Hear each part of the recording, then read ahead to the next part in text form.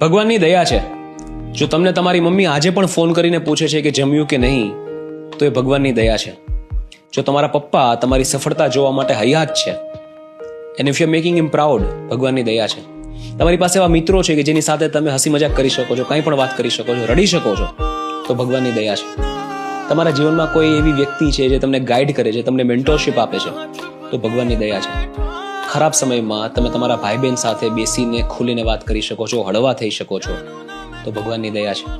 કોઈ ખોટું કામ કરતા પહેલા ડર લાગે છે, વિચાર આવે છે, તો જરૂરથી ભગવાનની દયા છે.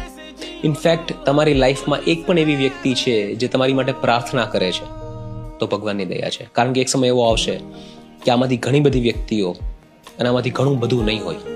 એક સમય એવો પણ આવશે કે આમાંથી ઘણા બધા લોકો એક પછી એક ઓછા થતા જશે, અને ત્યારે તમને ખબર પડશે કે કેટલી મોટી ભગવાનની દયા હતી. એની કિંમત આપણને ત્યારે સમજાય.